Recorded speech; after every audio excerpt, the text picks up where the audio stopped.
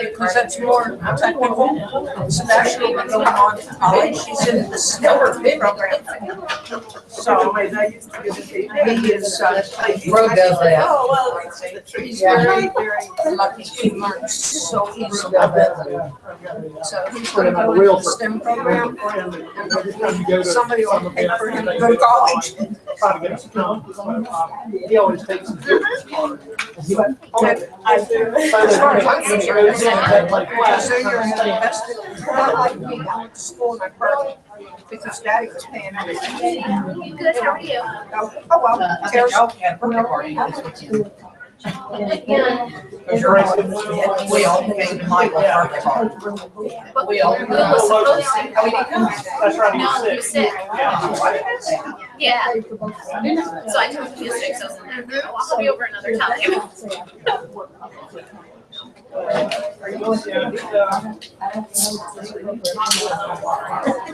No, I think they got some grants, like all grant, some of them scholarship.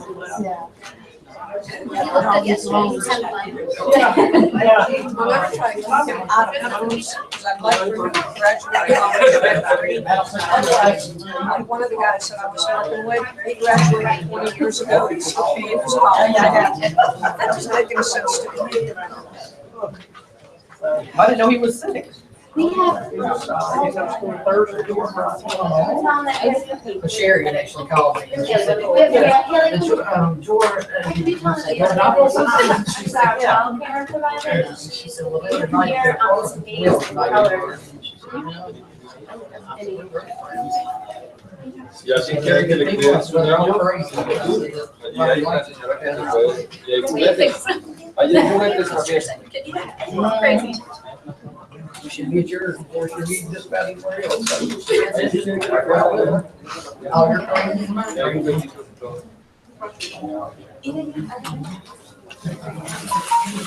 She could bring a pizza with her.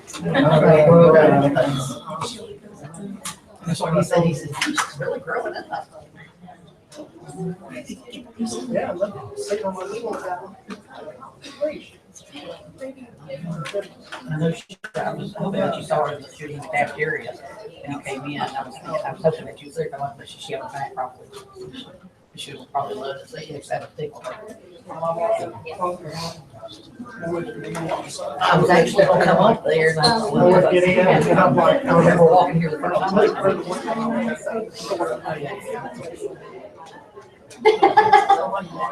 Hi guys, welcome to the Lunch and Learn today at Apple Middle School. I'm Allie Cregan, the Parent Involvement Coordinator here at the school.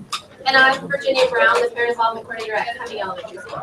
And we are here today to talk about moving on to the next grade level or next school. We have a variety of people here today. We have elementary parents and we have middle school parents. We have parents who have a child going from kindergarten to first grade, or a child going into third grade, from third grade to fourth grade, or a child who has a fifth grader going into sixth grade, and then also a child who has an eighth grader going into high school. So we're going to try to cover some of those things today for you to help you prepare yourself and your child for the next grade level or school today. Our first presenters are parents. We have Emily Mercer, who is a parent of a middle school child and an elementary school child who will be going into middle school next year. And then we have Melanie Jordanopoulos. Thank you. She has 4 children, ranging from pre-K all the way to middle school, who she's going to share some of her experiences with you today too. So Emily and Melanie can come on up here, please. And then we also have the counselors, a counselor from the middle school and from the elementary school, and they're going to talk about the kids' feelings transitioning into middle school and into high school and how they feel. So then what you guys should expect from that. And of course, they do welcome any kind of questions that you may have for them. They will help try to answer them for you, okay? So open discussion today, guys. Feel free to share, okay? Yes. Okay. Well, again, I'm Emily Mercer. I have 2 daughters. One is in 5th grade at Matt Elementary, which is the northwest part of the county, and the other is in the 7th grade here at Otwell. Okay, I have 4. I have one in pre-K, one in 3rd grade, and one in 5th grade at Cumming, and one in 7th grade here at Otwell. And a little background, I used to teach, I was a Spanish teacher actually here at Otwell and over at Central High School too. So that gives you a little bit of insight to of my background. All right, do you want to start with it? So middle school may be a time for awkwardness and self-doubt. So you have 4. Yes. I think, yes, the awkwardness going from that 5th grade and coming over to 6th grade, they're a little worried. I mean, appearances matter a lot more to them. What kind of clothes they wear, what kind of book bag they have. And also they get that little sense of freedom. So you have to just keep a close eye on them. Don't lose track. I mean, you're not as much involved because you're not room parents anymore or anything like that, but there's still a lot of involvement and you need to know what's going on in your child's class. I think for mine, the self-doubt, she kind of went from being, the big fish in the little pond at elementary school to coming here and being, the little fish in the big pond and not being lost by any means, but just not ruling the school and knowing everyone and knowing all the teachers. That was where my child's self-doubt came in, not even necessarily the classes. I know mine, we started with hygiene in elementary school, but I know she talked about some of her friends that their parents never sat down and talked with them about hygiene. So I know that's something that you may want to focus on if you haven't already, as far as like wearing deodorant and stuff like that. Clean socks.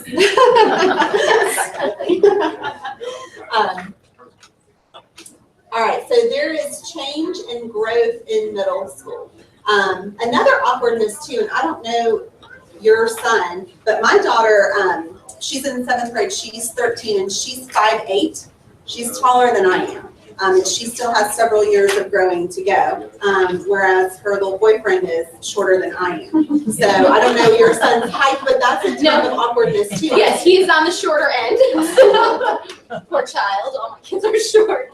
So he did go through a lot of that. And he doubted himself, especially sports-wise. And one experience this year was trying out for basketball. He was like, no, I'm good, but I don't think I'm going to try out because they're not going to pick me. I think you should try, and I tried to support him, and he did not try out. He ended up going to rec. Yes, he did have fun in rec, but he saw all his friends playing basketball here that they did make the team. And he felt a little awkward and out of place, and I just said to him, I go, look, this is something to learn by. I mean, you could have gone and tried. If you didn't make it, yes, you could have went to rec, but you didn't even try. So this is on you this time. Right. And he learned. He goes, next time I really just have to put my best foot forward and try it. Right. Well, listen to mom. And I will say in the 6th grade, they are not allowed to participate in sports in 6th grade, but they are allowed to be part of clubs and some different after-school activities. There's an art club. There's tons of clubs. So that's one thing that, you can't get cut from art club. So that may be one way to kind of, put yourself out there and also get to know smaller groups of people. But they do have some sports. I mean, like swim team. Is that open for 6? We have, Brooke was on feet. It's a feeder team. Okay. Comes off the high school, but we have practice Monday through Friday, 6 o'clock in the morning. But I also think that there's a couple other ones that they can. 6th grade softball feeder, swim team. Volleyball, I think is, so there is a couple of them Okay. that they can, they don't have a tryout. Swim team is just, if you go out there, there's different levels, and I'm sure that goes with everything else as well.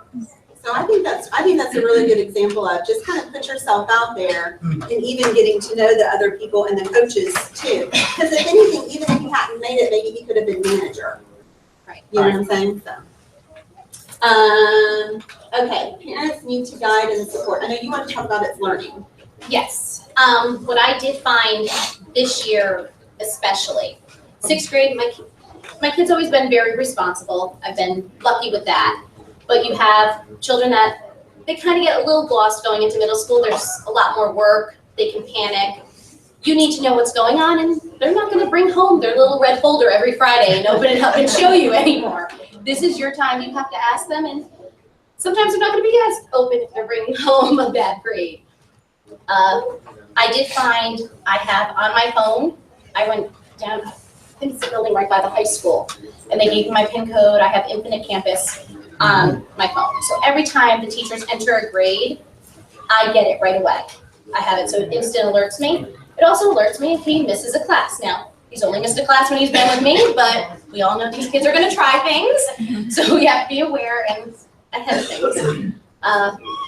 We had a way to guide and support them with that is, it is a lot of work.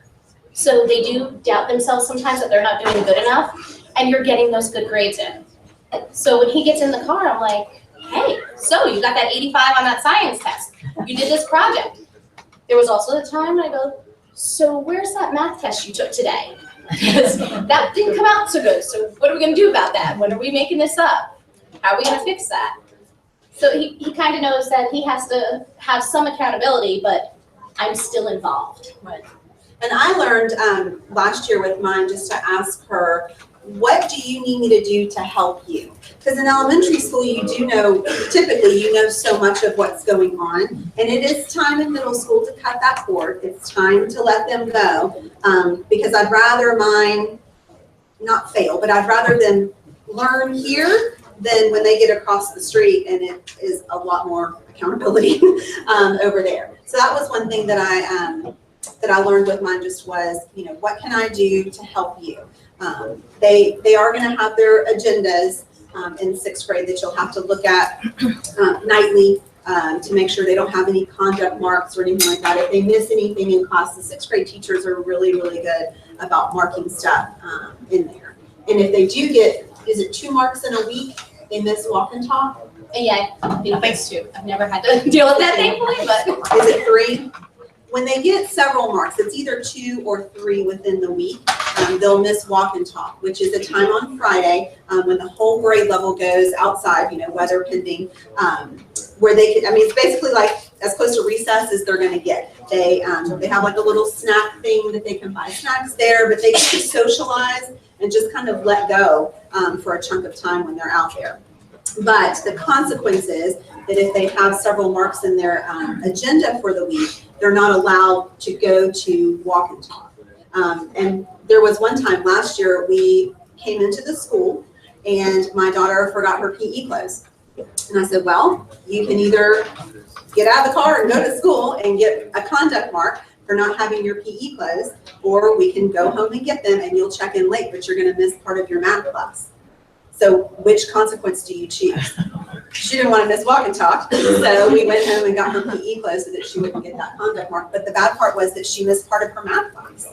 You know, so it's one of those things you have to let them, you know, pick their poison, I guess. Yes. Is a way of saying it. I wanted to say, you will get a newsletter, and maybe this goes with the next one. Keep communication and connections strong with your student and teacher using It's Learning. And we talked about It's Learning.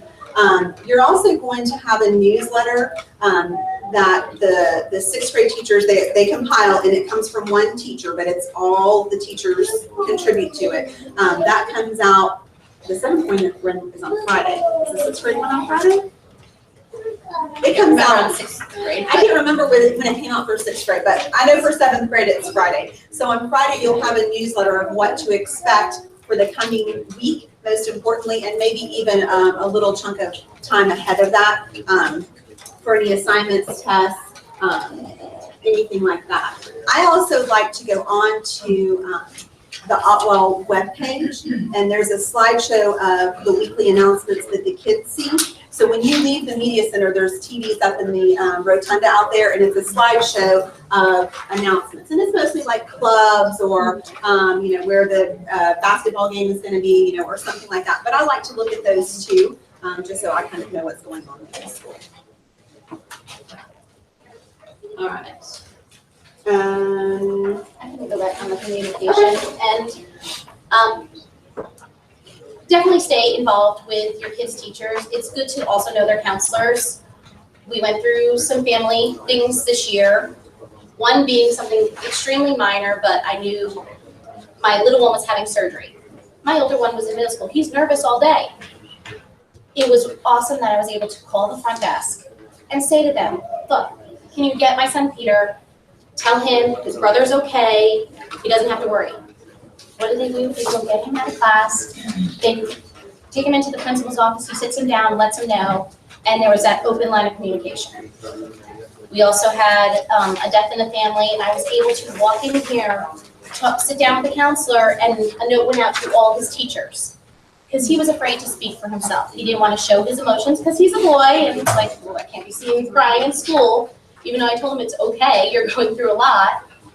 And the counselors were awesome. They sent an immediate email to all his teachers, let them know what's going on. So if he was a little off that day, they knew, but they weren't hounding him either. So just know you can do that. If there's anything going on, go to your counselors, email your teacher. They are there for you. How to connect with your child's many teachers in middle school. I'm gonna springboard off what you said. And there's an email that goes out. How often do you send it out? Once a month for the sign up genius?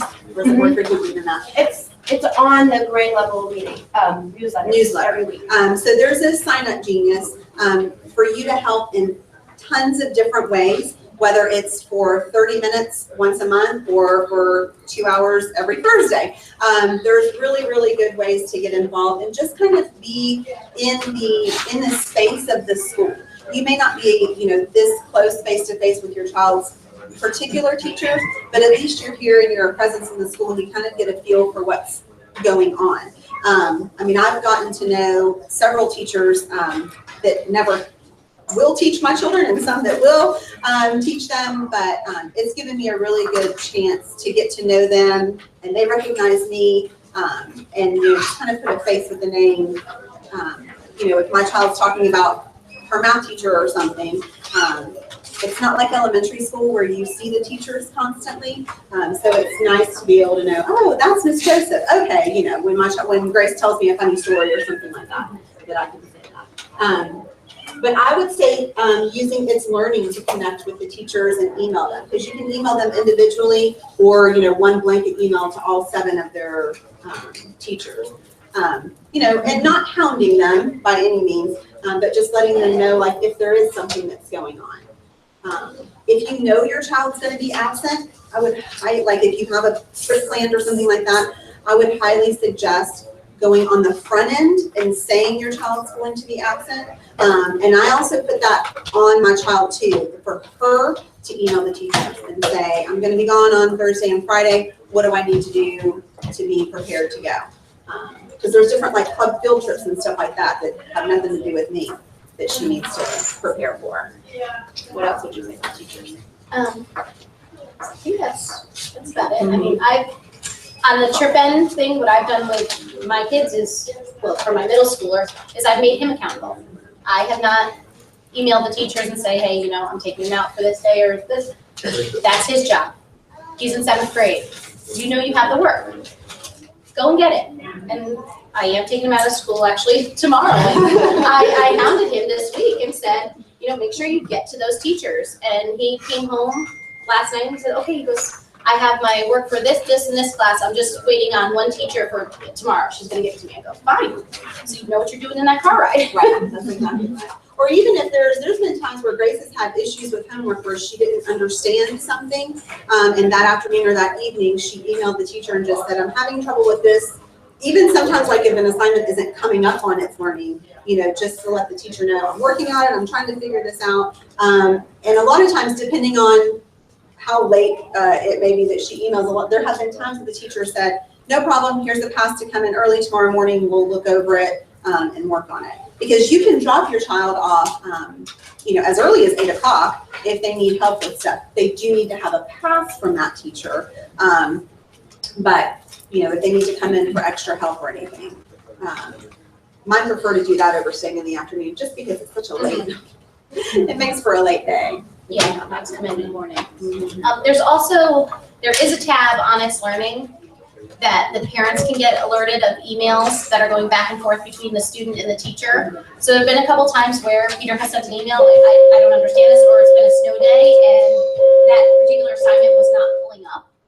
And so he actually emailed his science teacher because Mr. Bruce, I can't pull it up. I can't watch the video. How can I answer the questions? And those teachers were right on it. And I was able to see the email that my son sent out. I went to my email and a response back from the teacher. So make sure you're focused in that way, because then it also makes you feel good as a parent, because you know your child's being responsible and they're making that first step. I have a question actually that you guys might want to know. But how can you guys explain how the difference between the kids go to school so early at elementary to going later and staying so much later in middle school? Like, how do the kids deal with that? Is that an easy love it. transition, or they love it? Or is it hard? Like, I can't wait to sleep in. I'm like, I'm gonna have one blissful year of them both being here. So the question, in case you didn't hear it, was the difference in time between elementary start time. Matt is an early start time, coming is So, soon, right? And then the later start time of here. Mine's not affected that much by it because I substitute at Cumming Elementary, so a lot of times he comes with me to school and walks over in the morning. So, but he's an early riser, so he's up. The late start times, the days I wasn't working, was nice, especially when he was playing sports this year, and he's going for football games on Tuesday nights and then football practice after school and coming home and doing homework. It was nice for him to get that extra hour sleep. Right. Mine, normally, my 7th grader gets up. I mean, she hears us stirring because we have it's a one level house, so she hears everything. But she normally wakes up when I'm taking my 5th grader to school. So she has some time she can kind of slowly get going in the morning if she needs to. I used to think that she would use that time for homework, but I learned that the way her brain is, if she goes to bed and still has homework that's hanging over her head, she won't sleep well. She cannot rest. Me, I mean, I'm asleep before my head hits the pillow. Nothing bothers me, but that's just the way her brain functions. She would rather, if she needs to, stay up later and get her homework done, so when her head hits the pillow, she is done for the day. And truly, that's, any sort of like technology time, like if she watches YouTube or a show or anything like that, she normally does it in the morning, because that's when her free time is. Because the afternoons, whether it's sports or play practice, or any number of things that we have going on, that happens in the afternoon. We didn't talk about homework. It just occurred to me. I know we have organization skills and homework tips. Do you want to talk about homework load? It varies. 6th grade, I mean, you could have certain months that there is a lot of homework. And certain months there's not so many. Same thing with 7th grade. It all depends. There are a lot of the teachers that will give an assignment and it's due in 4 days. Ask your children about that, because some of them are going to be those ones that are going to be, oh, it's this whole packet, it's due tomorrow. My teacher's so mean. No, your teacher's not mean. Your teacher gave that to you on Monday. You had every single night to do a little bit. So just watch it. The teachers aren't what your kids set out to get them. They are giving them plenty of time to do this work. They're not telling them, test tomorrow and springing it on them. These kids have been learning it. So you have to kind of ask them what they have for homework, and when they pull it out, okay, how many days do you have for that? When did you get this project that I need to go buy the supplies for in the next 10 minutes? They are going to do that a couple times, but I think mine has learned now that I'm not going to run to the store, and you're going to take ownership, and it's not going to be in tomorrow, and you can talk to your teacher why Mom did not go get those things. Then you're the one trying to ruin everything instead of the teachers. Yes. It's on you for a while. Yes. I would say definitely count on math homework every night. Probably no matter what level your child is, math homework every night. It may be 10 to 15 minutes, or it may be 30 to 45 minutes. If your child's in more advanced classes, it is going to be more rigorous. So, but the teachers, I feel like, do a really good job of recommending what level the kids need to be as far as like math and science. Reading, there is no level, but then you have like for science and math that are like advanced versus on level. And then it's different even for 7th grade, it has 3 different levels. But does that mean we talk too long? Is that like we're like on an award show and the music started, we need to stop?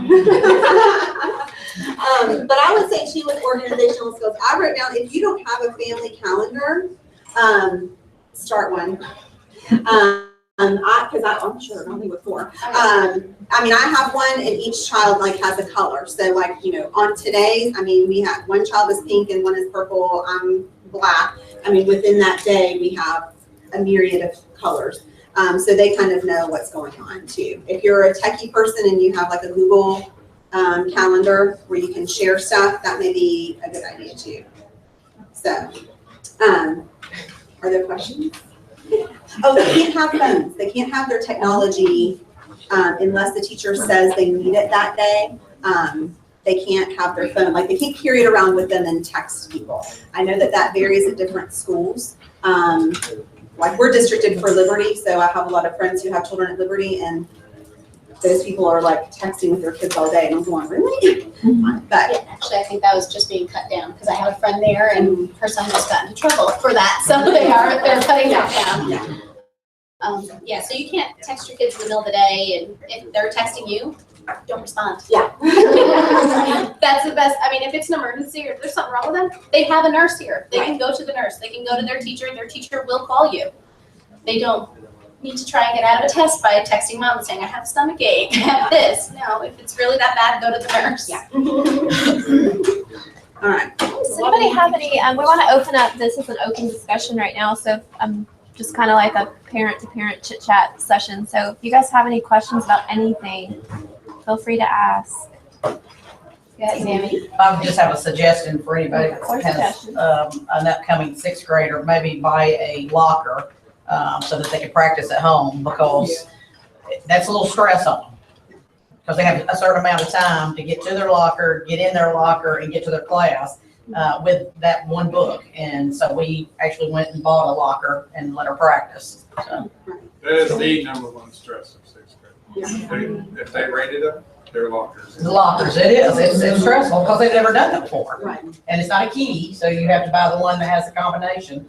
And it's You have to stressful. remember the You have to- numbers in order. That's right. And the turning, remember the whole turn, like you go all the way All the way around the lid. But not all the way around. So I would suggest that you maybe buy one in practice. But hold off on any other school supplies until pup camp, Oh, yeah. I would say. Is there a date for that yet? Pup camp is July 28th at 5 p.m. July 28th at 5 p.m. It's mass chaos. Wear short sleeves. Yeah. And you might even hear for a little, what pup camp is when the 6th graders are coming in and they're kind of learning a little bit about the school. They're walking around, they're getting to see people, they're going to their, buying school shirts or whatever. Just kind of an introduction to the school for them. I suggest to come though. You come early, Yes. so you don't run out of time. Yeah. Yes. It's just overwhelming. It's a completely different world here. Do you have any more questions? We're gonna turn it over to the counselors, and you'll have time also to ask any questions that you might have too. Okay. All right. Thank you so much.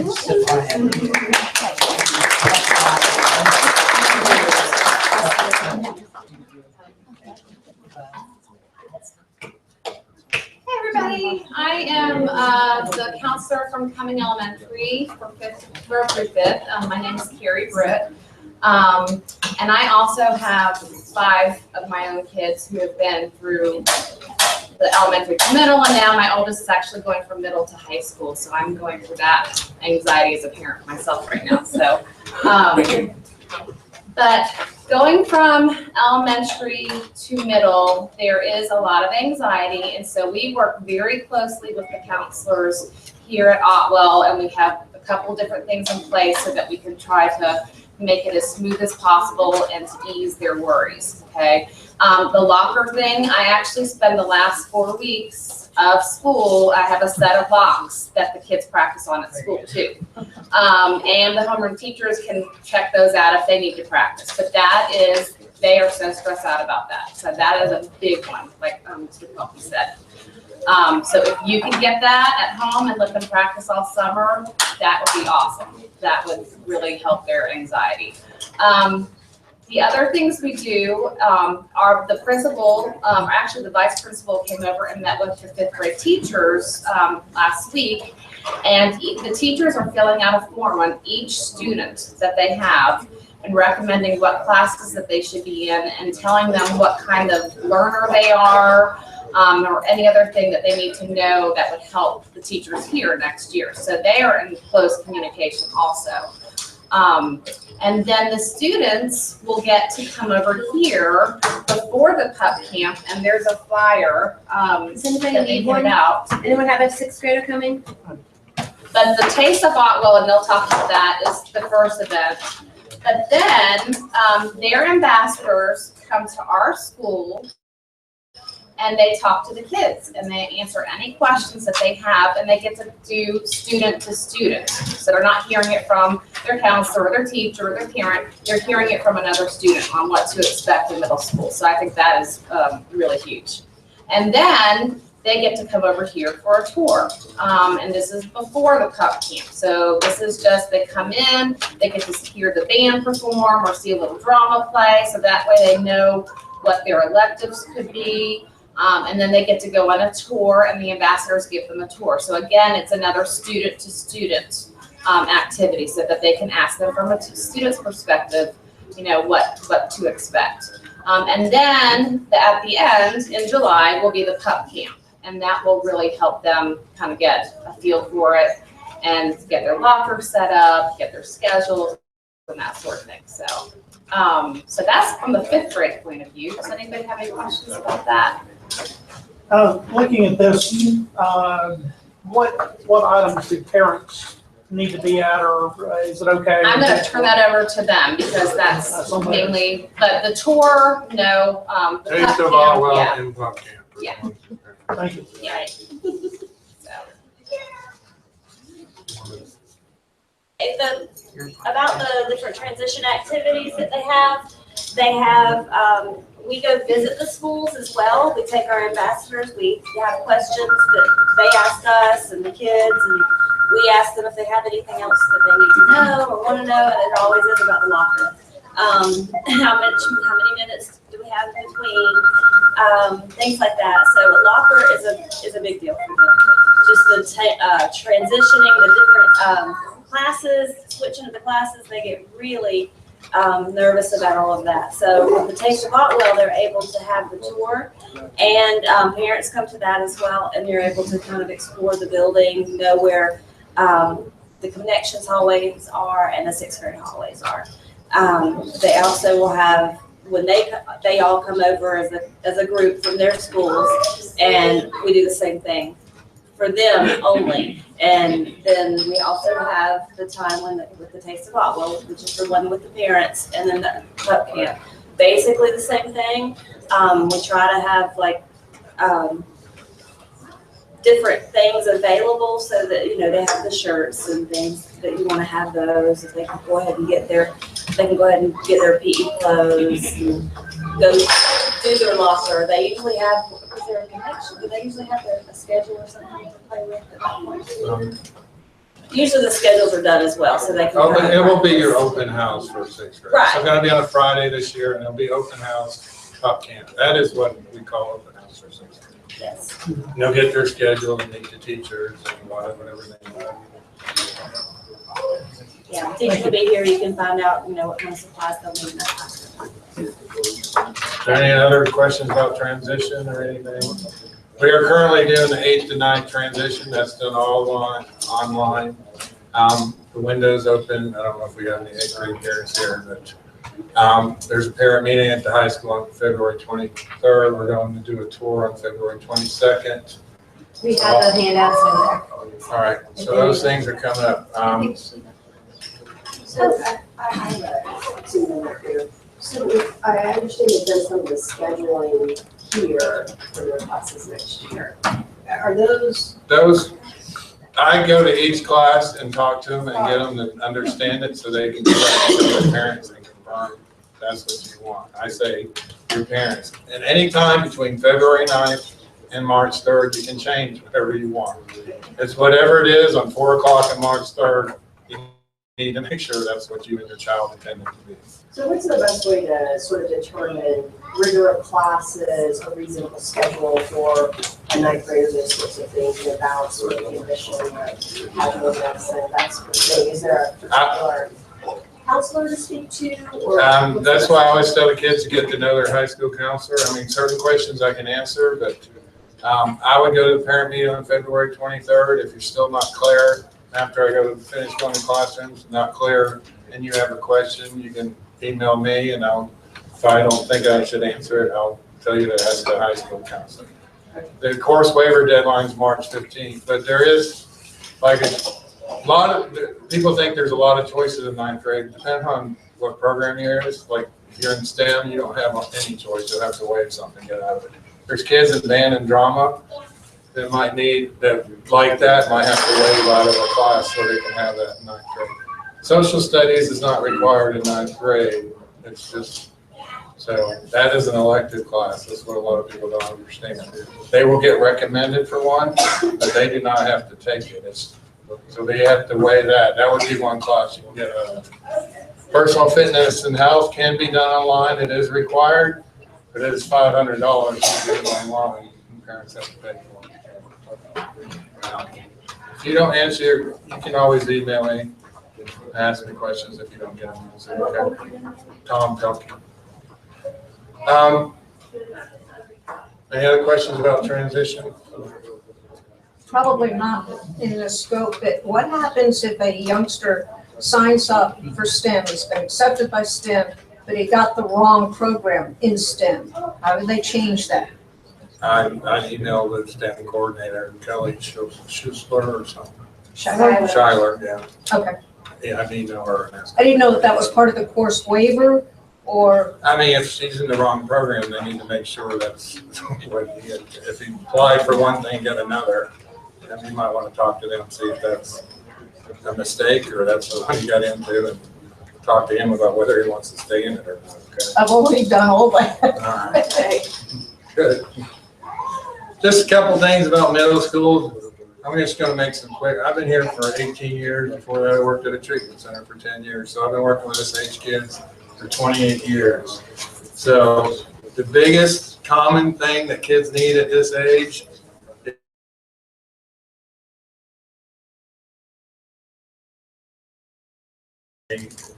they want them. They won't ever tell you this in middle school, but they could get safety through boundaries, and they need it. And they'll argue with you sometimes. Like, for example, if a kid asks them to do something they don't feel comfortable with, it's hard to convince your friends you don't want to do it. If you just say, oh, my parents said I can't do that, that'll shut up a lot of kids and they won't keep pushing. So give them that out about anything that they don't feel comfortable. Say, if you don't feel comfortable in any situation, you can always say, my parents will kill me. I mean, not literally, I hope, but if I do that. So give them that out. They need structure. They want structure. With the internet and social media and all that, there's still much less boundaries than they're used to. They are exposed to a lot more than they ever have in their life. I mean, I can't imagine if I was growing up, if I would get exposed to the whole world on the smartphone. I personally don't think school kids should be on social media. I mean, especially sixth graders, because they're not even at the age that they're supposed to be able to be on it. If you are letting them use it, I hope you know exactly who they're talking to, exactly relatives or close friends that you trust. That would be the only exception that I would say for that. Because it can get harsh. I mean, you're giving them access to everything in the world. I mean, people don't even comprehend. I watch video after video about how social media is affecting kids at this age. Really, in middle school, they just need a few good friends. These are little things that repeat over and over again. They shouldn't worry about being popular. I ask kids that all the time. They don't know what that means anyways. They say this kid and that kid, but those are some of the kids that have the hardest times. So they don't really know what that means. They need a few good friends. They don't need to get their self-confidence off social media. That's a very dangerous game to play, getting their self-confidence or worrying about what people say on social media. They need to get connected to something positive. It's so important. A lot of our programs, we've had over years, that's my number one priority, to get kids connected. Kids are connected to something. We've had a lot of mentors. We keep giving kids leadership opportunities. If they're connected to a club, a sport, anything at school, it is so important. Forsyth County has great programs for them to be connected with. Take advantage of all those. It's so necessary. Talking about sports, if there's a sport that starts right in the fall, and I've heard that they practice even over the summer, how do you find out about it in the high school? We did have a presentation for the high school on the 24th. That's been canceled because it was on the tour. That didn't cover a lot of that stuff. But if he knows the sport, I tell him to email the sponsor or the coach, say, I'm in 8th grade. Is there anything I need to do before I get there? Or is anything practice coming up, or do I have to apply? That's what I would recommend for that. Yes, I know the football does that for sure. Over the summer, they practice over the summer. So, yeah, I would just get in touch with, if it's a teacher here or a teacher there that they combine or whatever. Just make sure you talk to the school and find out who that is, and connect with them so they'll know when to be there. Tell your children to surround themselves. I do a little presentation class. I have their self-esteem me, and I put circles around it. And those circles are protection. They're their good friends, their family, their religious, their religion, and anything that protects them from all the negative things going on in the world. I mean, if they have, people will be shooting at that force field almost and putting holes in it, but if they have enough things around them to protect them, they'll be able to deal with that. And one thing that we deal with the most now is anxiety. Anxiety is huge in society, and I want to make this point. Anxiety, I want you to think of as a horseshoe. Think of it as a horseshoe. If they don't have any anxiety at all, that means they don't care about anything, most likely. It needs to be a balance, like in the middle. If it goes up, that's when we need to start being concerned. But if kids have no anxiety about anything, they're not going to care about anything. So the word anxiety, I think, is overused in middle school. We need to let kids at an early age learn how to fail, or not even fail, keep trying if things don't go their way. That is the biggest difference I've noticed since I've been here. They used to have peer leaders. They try and try and try to, if I gave them activity, then gradually it became, oh, this is too hard. I don't want to do it anymore. And that's the concern today. Kids give up too easily. It's okay to fail. Only true failure is when you quit trying. So that's what you need to tell these kids. It's okay. Everybody doesn't have to be in all advanced classes. A lot of these kids don't need to be in all advanced classes. That's a huge stress indicator there. They need to find a balance, find a few good friends, a balance with their schoolwork. I mean, Especially if they have after-school activities, because they need to balance there, because otherwise they're going to have after-school activities, sports, or whatever they have going on, music, but they're also going to have to keep up with that homework that they have every night too. So. those are my main points in a nutshell. So, Thank you guys so much. Does anybody else have any comments, questions? Okay, well, thank you very much. We have a survey.